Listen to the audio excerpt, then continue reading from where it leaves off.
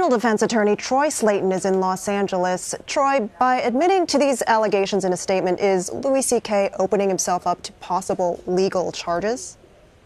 If what these women suggested happened, which Louis C.K. admitted did, if they were crimes, then of course he exposed himself to criminal repercussions. Anything that you say is and can be held against you. And in the New York Times article, one of the women said Louis sent her a Facebook message apologizing. Does that also possibly impact any charges or lawsuits that could be brought against him?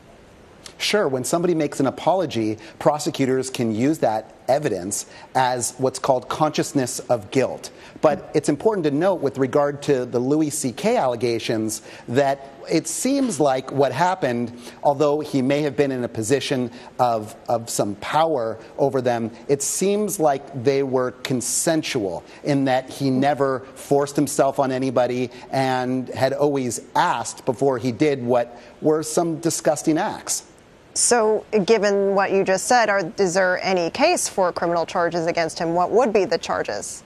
So I haven't read anything yet that would be illegal. There's the possibility of indecent exposure, but a lot of these things would probably be what's called time barred by the appropriate statute of limitations. And what would be the strategy for defending a celebrity like Louis C.K., who is a well-known figure in the entertainment industry, whose livelihood is at risk? Well, there's two things. There's the court of public opinion, and then there's the court of law. And when we're talking about the court of law, there's both civil charges and potential criminal charges. I think he's probably pretty safe if these allegations are from 10 years ago plus. He's probably safe as far as civil and criminal liability. But there is the court of public opinion. And as we can see, Netflix and others have decided to distance themselves. So he's going to be facing a real uphill battle with regard to repairing his public persona. And how would you advise a potential client who hasn't come forward with these kinds of allegations but may feel emboldened now? I'd say that anyone who's been a victim of sexual harassment or sexual misconduct, even if they feel that it would be time barred and that it's too late to come forward, that you could come forward now. Because even like we saw in the Bill Cosby rape case, a case that may not be able to be charged now can still be brought into a more current case to show that this was his modus operandi, this is his MO, this is his habit and routine. And so even though you may not be able to charge this older case, it can still be useful in a more current prosecution.